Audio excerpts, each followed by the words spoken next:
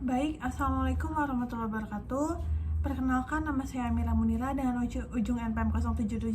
Di sini saya akan memaparkan hasil dari paper yang telah saya buat dalam mata kuliah strategi pemasaran dengan judul Analisis Segmentasi Pasar dalam Pemilihan Pembelian Makanan Mahasiswa. Dosen pengampu yaitu Profesor Dr. Mahrina Sari MS SEMSC dan Profesor Dr. Satria Bangsawan SEMSI. Oke, next slide. Baik, saya akan membacakan latar belakang terlebih dahulu. Makanan merupakan kebutuhan utama manusia untuk keberlangsungan hidup. Dalam hierarki kebutuhan Maslow, kebutuhan fisiologis seperti makanan menempati prioritas tertinggi. Konsumsi makanan berkualitas penting untuk menjaga kesehatan dan mencegah penyakit.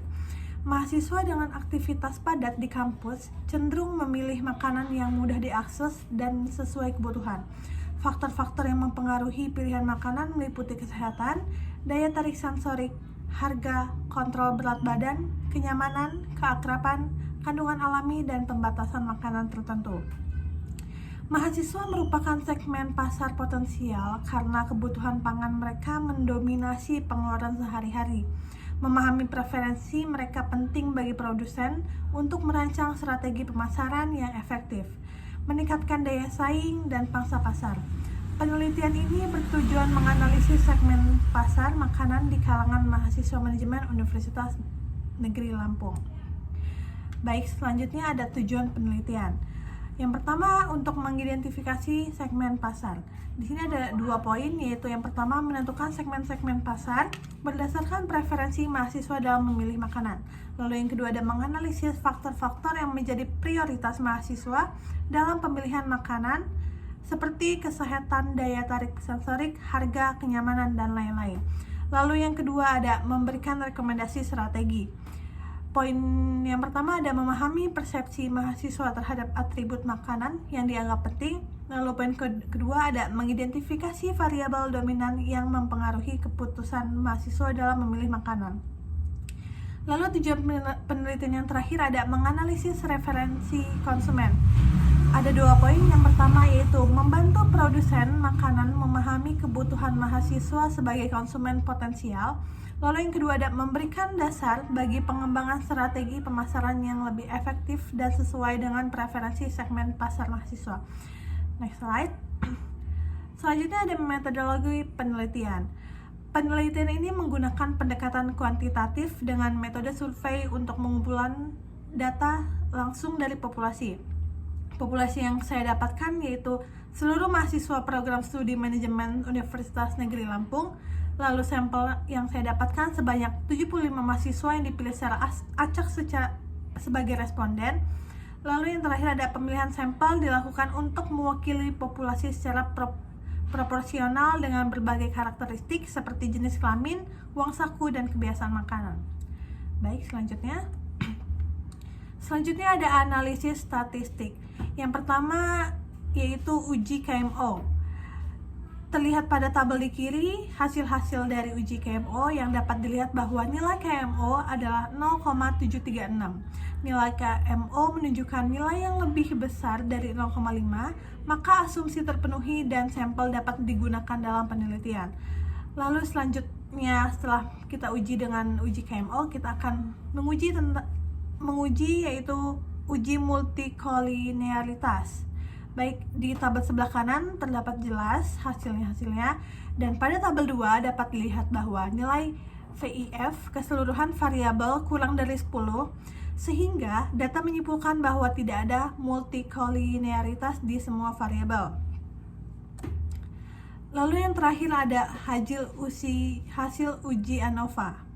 Berikut adalah tabel hasil uji dari ANOVA yang bahwasanya tabel ANOVA digunakan untuk menganalisis variabel yang digunakan untuk menentukan perbedaan antar segmen. Sehingga tabel ANOVA digunakan.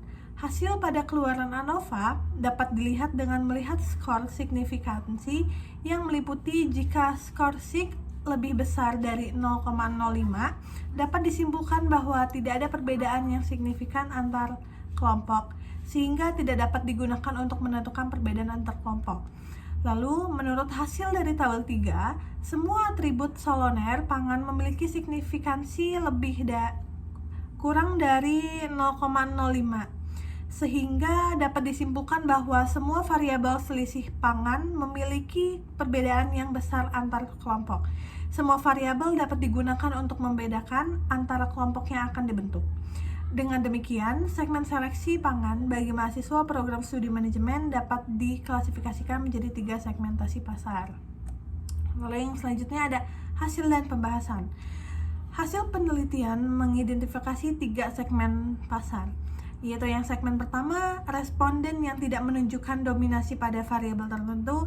Lalu segmen kedua ada responden yang memprioritaskan daya tarik sensorik, harga, kontrol, berat badan, keakraban, suasana hati, kenyamanan, dan kandungan alami. Lalu yang segmen ketiga ada responden yang lebih menekankan pada atribut kesehatan. Mayoritas responden berada dalam segmen 2, menunjukkan bahwa faktor-faktor seperti daya tarik sensorik, harga, dan kenyamanan menjadi pertimbangan utama dalam pemilihan makanan. Temuan ini memberikan wawasan bagi produsen makanan untuk mengembangkan strategi pemasaran yang sesuai dengan preferensi mahasiswanya. Lalu temuan ini menunjukkan bahwa mayoritas mahasiswa memandang atribut seperti harga, kenyamanan, dan daya tarik visual sebagai faktor penting. Sementara sebagian lainnya lebih memperhatikan manfaat kesehatan makanan yang dikonsumsi. Hasil ini memberikan implikasi strategis bagi produsen makanan untuk merancang produk dan strategi pemasaran yang sesuai dengan preferensi tiap segmen. Untuk segmen pertama, produsen dapat menyediakan produk yang bersifat netral dan fleksibel untuk memenuhi kebutuhan umum. Segmen kedua membutuhkan produk yang menarik secara visual, terjangkau, dan nyaman. Lalu yang segmen ketiga memerlukan fokus pada makanan sehat seperti produk rendah kalori atau berbahan organik. Dengan memahami kebutuhan spesifik setiap segmen, produsen dapat meningkatkan daya saing dan menjangkau pasar mahasiswa secara lebih efektif. Baik, slide selanjutnya. Slide selanjutnya adalah kesimpulan.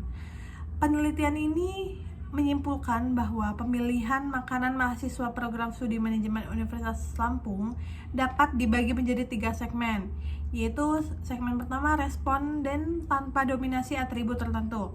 Lalu yang kedua ada responden yang memprioritaskan daya tarik sensorik, harga, dan kenyamanan, serta 3 responden yang fokus pada kesehatan. Mayoritas mahasiswa berada di segmen kedua, menunjukkan pentingnya kombinasi harga terjangkau, kenyamanan, dan daya tarik visual. Produsen makanan disarankan untuk mengembangkan strategi pemasaran yang sesuai dengan kebutuhan spesifik tiap segmen guna meningkatkan kepuasan konsumen dan daya saing di pasar. Baik, selanjutnya sudah slide terakhir. Baik, begitu saja presentasi tentang pemaparan hasil PPT paper yang telah saya buat. Selebihnya saya mohon maaf. Wassalamualaikum warahmatullahi wabarakatuh.